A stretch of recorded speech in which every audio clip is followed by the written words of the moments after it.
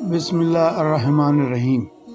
السلام علیکم دوستو، محترم سامعین اور ہمارے عزیز سبسکرائبرز، آپ سب کو خوش آمدید۔ سبسکرائبرز تو بہتر جانتے ہوں گے کہ ان کے پاس جو ویڈیوز پہنچ رہی ہیں ان سے نہ صرف احادیث مبارکہ بلکہ قصائص الانبیاء سے بھی ہماری شناسائی ہوتی ہے اور ان پر عمل کر کے ہماری زندگی اور روزمرہ کے معمولات میں کافی بہتری پیدا ہو رہی ہے۔ اور یہ بڑی خوشی کی بات ہے کہ ہمارے سبسکرائبرز کے علاوہ نان سبسکرائبرز کی بھی ایک کافی بڑی تعداد ہماری ویڈیوز دیکھتے ہیں۔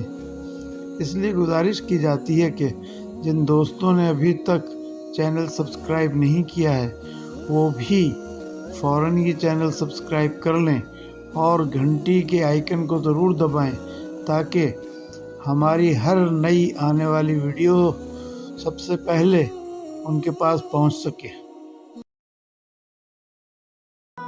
معزز سامعین، آپ ہماری ویڈیو حضرت یوسف علیہ السلام کے واقعات زندگی کا حصہ اول اور حصہ دوم ملاحظہ فرما چکے ہیں، جس میں آپ نے حضرت یوسف علیہ السلام کی پیدائش، والدہ کی وفات، سوتیلے بھائیوں کا آپ کو کنویں میں ڈالنا، آپ کا غلام بنایا جانا اور شاہ مصر کے محل تک پہنچ کر ان کی سرپرستی میں پرورش پانا، شاہ مصر کی بیوی زلیخا کا آپ کے عشق میں مبتلا ہو جانا، بی بی زلیخا کی سازشوں پر سازشیں جس کے نتیجے میں آپ کا قید میں ڈال دیا جانا، قید میں قیدیوں کا آپ کو اپنے خواب سنانا اور آپ کا ان کی تعبیر بتا دینا جیسے اہم واقعات شامل ہیں۔ اب ہم اس ویڈیو کے حصہ سوم کا آغاز کرتے ہیں، جس میں حضرت یوسف علیہ السلام کی زندگی کے باقی اہم واقعات کو قرآن و حدیث کی اور روایات کی روشنی میں بیان کیا گیا ہے۔ ویڈیو کے شروع کرنے سے پہلے ہم آپ سے درخواست کرتے ہیں کہ حضرت یوسف علیہ السلام کی زندگی کے اہم واقعات کی مکمل معلومات حاصل کرنے کے لیے اس ویڈیو کے تمام حصوں کو ملاحظہ فرمائیے، لائک، کمنٹ کریں اور اپنے دوستوں اور گروپس میں لازمی شیئر کریں۔ اس سے ہماری حوصلہ افزائی ہوتی ہے اور زیادہ سے زیادہ بہتر ویڈیو پیش کرنے کا جذبہ پیدا ہوتا ہے۔ تو آئیے ویڈیو کے حصہ سوم کا آغاز کرتے ہیں۔ دوسرے دن وہ قیدی حضرت یوسف علیہ السلام کے پاس آیا اور کہنے لگا کہ میں نے خواب میں دیکھا ہے کہ میں بادشاہ کے لیے انگور کا رس نچوڑ رہا ہوں۔ پھر اس کے ساتھی نے کہا کہ میں نے بھی خواب میں دیکھا ہے کہ میں کچھ روٹیاں سر پر اٹھا کر لے جا رہا ہوں اور پرندے ان کو نوچ نوچ کر کھا رہے ہیں۔ تب انہوں نے حضرت یوسف علیہ السلام سے اپنے اپنے خواب کی تعبیر پوچھی اور کہا، تم ہمیں نیک آدمی نظر آتے ہو اور تمہارے چہرے پر بزرگی کے آثار نمایاں ہیں۔ جب حضرت یوسف علیہ السلام نے دیکھا کہ یہ دو آدمی ان کی باتیں سننے پر آمادہ ہیں تو انہوں نے موقع کو غنیمت جانا اور قید خانے کے اندر ہی دین حق کی تبلیغ شروع کر دی۔ انہوں نے فرمایا، میں تمہارے خوابوں کی تعبیر تمہارا کھانا آنے سے پہلے پہلے بتا دوں گا۔ یہ علم بھی ہے ان علوم میں سے جن کی تعلیم خدا نے مجھے دی ہے اور مجھے خوابوں کی تعبیر سے آگاہ کر دیا ہے، کیونکہ میں نے ان لوگوں کے دین سے منہ کر لیا ہے جو خدا پر ایمان نہیں رکھتے اور قیامت کے منکر ہیں۔ میں اپنے آبا و اجداد یعنی حضرت ابراہیم اور حضرت اسحاق علیہ السلام اور میرے والد حضرت یعقوب علیہ السلام کے دین کا ماننے والا ہوں، اور ہمارے لیے یہ درست نہیں کہ ہم کسی کو خدا تعالیٰ کا شریک قرار دیں۔ اے میرے ساتھیو، تم ہی انصاف کرو کہ کیا یہ مختلف معبود اور بے قیمت پتھر کے بت کی پوجا بہتر ہے یا خدائے واحد کا ماننا بہتر ہے؟ یہ بت جن کی پرستش تم کرتے ہو صرف نام کے خدا ہیں کہ تم نے اور تمہارے آباء و اجداد نے ان کا نام خدا رکھ دیا ہے، لیکن خدا کی طرف سے ان کی حقانیت کی کوئی دلیل نازل نہیں ہوئی۔ یہ چند جملے کہنے کے بعد حضرت یوسف علیہ السلام نے اپنی گفتگو جاری رکھی اور ان دونوں کے خوابوں کی تعبیر بیان کرتے ہوئے کہا: اے میرے ساتھیو، تم میں سے جس نے یہ خواب دیکھا ہے کہ وہ انگوروں کو نچوڑ رہا ہے، اس کے خواب کی تعبیر یہ ہے کہ وہ جلد ہی اس قید سے آزاد ہوگا اور اس کی آزادی کا حکم صادر ہو جائے گا اور وہ اپنے عہدے پر بحال ہو جائے گا۔ اور جس نے خواب میں یہ دیکھا ہے کہ وہ سر پر روٹیاں اٹھائے ہوئے جاتا ہے، اس کے خواب کی تعبیر یہ ہے کہ جلد ہی اسے سزائے موت دے دی جائے گی اور سولی پر لٹکا دیا جائے گا اور پرندے اس کا جسم نوچ نوچ کر کھائیں گے۔ یہی ہے ان خوابوں کی تعبیر جو تم نے مجھ سے بیان کیے ہیں۔ پھر حضرت یوسف علیہ السلام کو خیال آیا کہ یہ ساقی جو جلد ہی رہا ہو کر شاہی دربار میں جانے والا ہے، کیوں نہ وہ اس کے ذریعے اپنی رہائی کی صورت پیدا کریں۔ لہذا انہوں نے اسے مخاطب کر کے کہا: جب تم شاہی دربار میں پہنچو تو بادشاہ کو میرے بارے میں ضرور بتانا اور میری بے گناہی کا ذکر بھی کرنا، شاید وہ مجھے قید سے رہا کر دے۔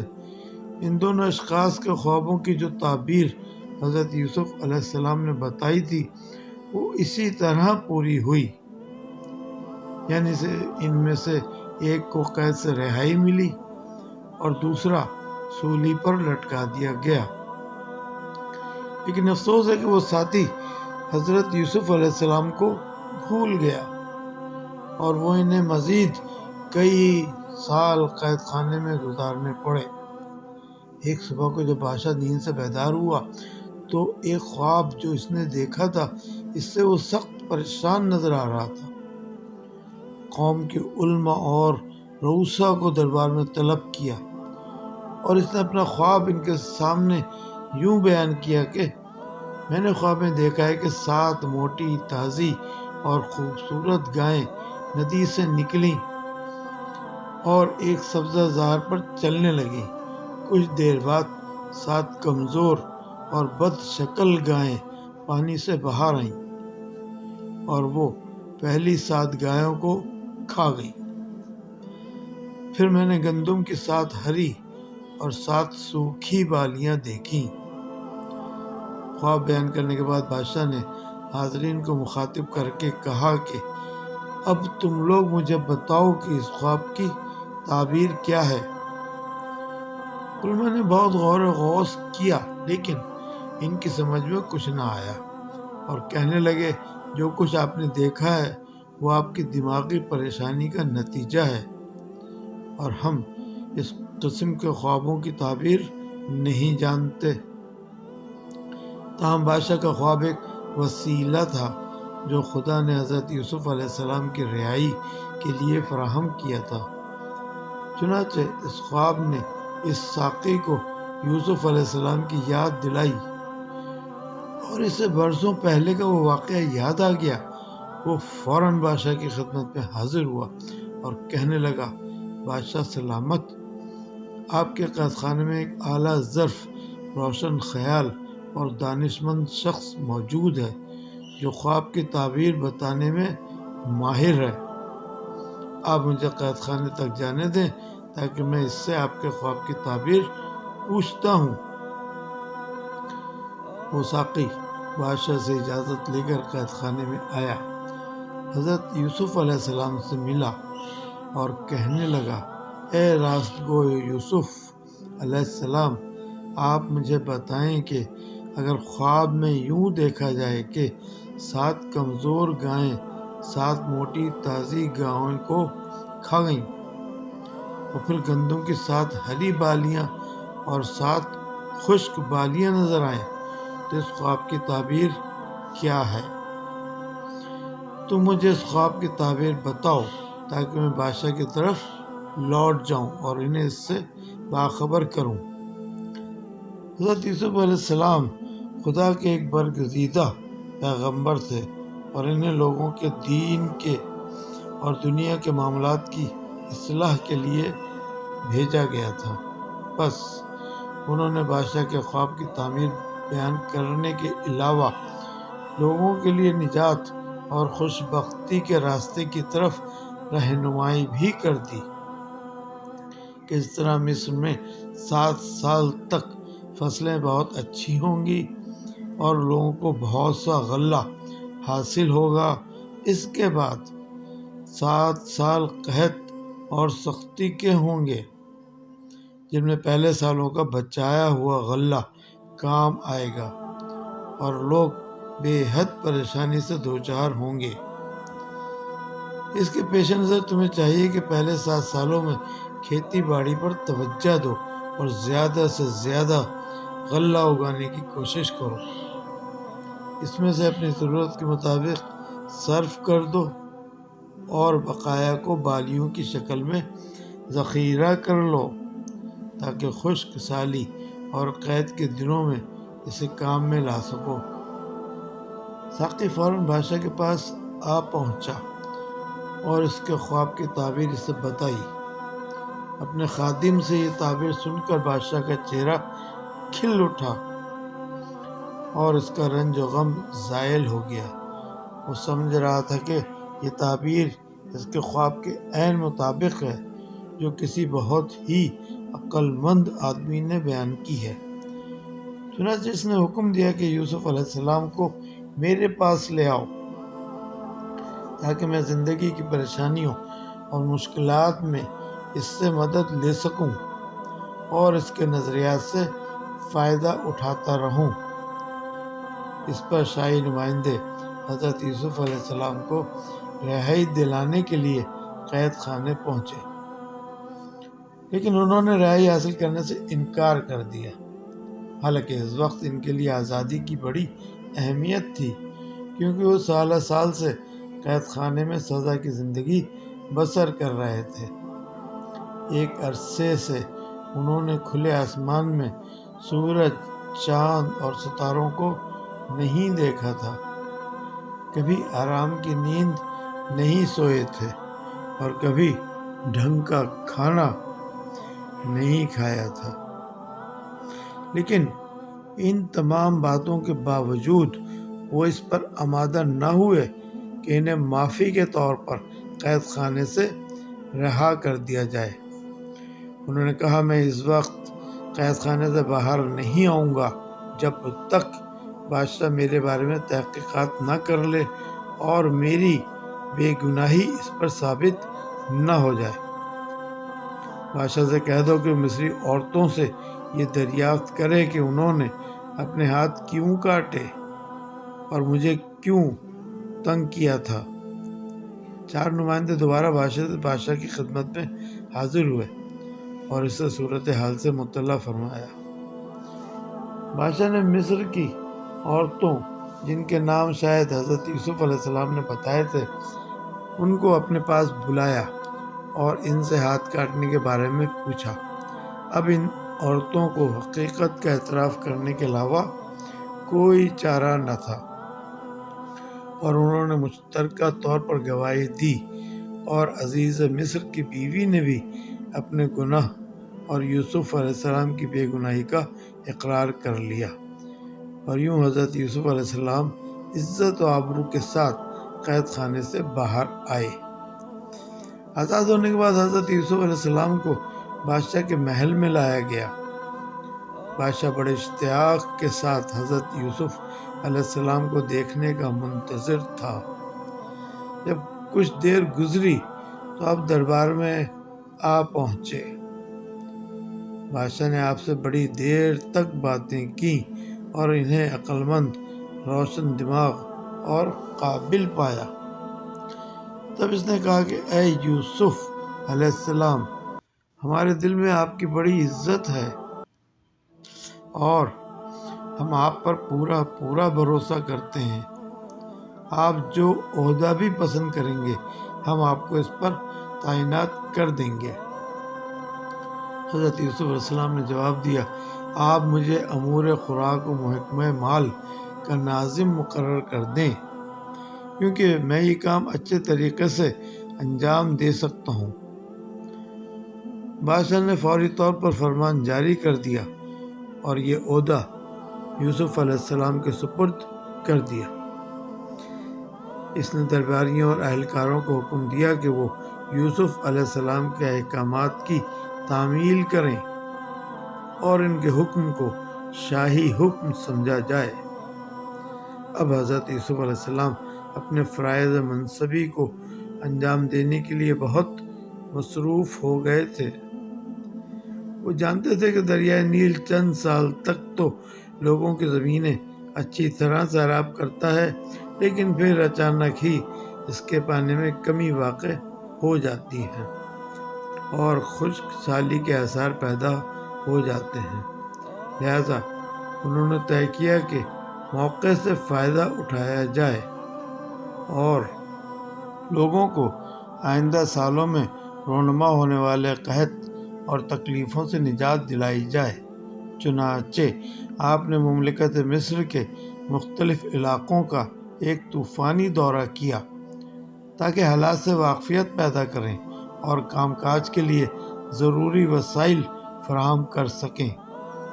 اس دورے میں انہوں نے جو زرخیز علاقے دیکھے وہاں کے کاشتکاروں کو معقول رقم فراہم کر دی تاکہ وہ اپنی زراعت کو وسعت اور ترقی دے سکیں اور پیداوار میں اضافہ ہو جائے۔ اس کے ساتھ ساتھ انہوں نے بڑے بڑے گودام تعمیر کروائے کہ جن میں ہر ایک میں سینکڑوں من غلہ ذخیرہ کرنے کی گنجائش تھی۔ پہلے 7 سالوں میں حضرت یوسف علیہ السلام نے لوگوں کی ضرورت کے مطابق گندم مہیا کی اور جو باقی بچا اسے گوداموں میں ڈال دیا۔ اس طرح گودام غلے سے بھر گئے اور ادھر قحط کے سال بھی آ پہنچے۔ دریائے نیل میں پانی کی کمی واقع ہو گئی اور کھیتیاں سوکھ گئیں، لیکن حضرت یوسف علیہ السلام کی عاقلانہ پیش بینی کی بدولت لوگوں کو خوراک کی فراہمی میں کوئی مشکل پیش نہ آئی، کیونکہ سرکاری گوداموں میں ان کی ضرورت کے مطابق بلکہ اس سے بھی زیادہ غلہ موجود تھا۔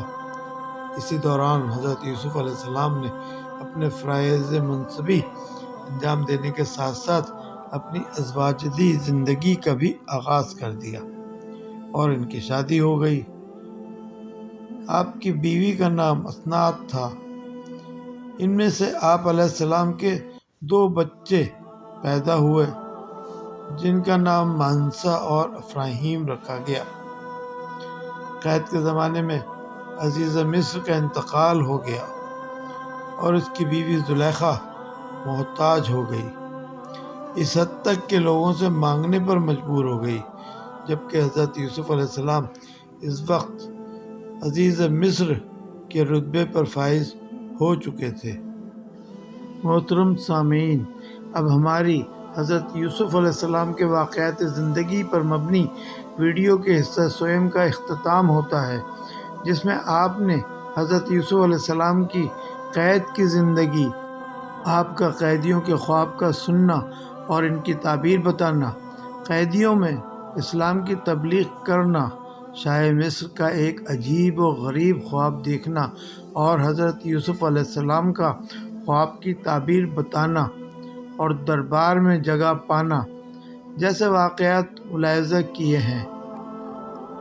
حضرت یوسف علیہ السلام کے واقعات زندگی پر مشتمل یہ ویڈیو مختلف حصوں پر مشتمل ہے اور تمام حصوں کے ملاحظے کے بعد ہی آپ کو سیرت یوسف کا صحیح اندازہ ہو پائے گا۔ لہٰذا گزارش کی جاتی ہے کہ اس ویڈیو کے تمام حصوں کو مکمل دیکھیں اور لائک، کمنٹ اور شیئر بھی کریں تاکہ زیادہ سے زیادہ لوگوں تک پہنچ سکے۔ اس سے ہماری بہت حوصلہ افزائی ہوتی ہے۔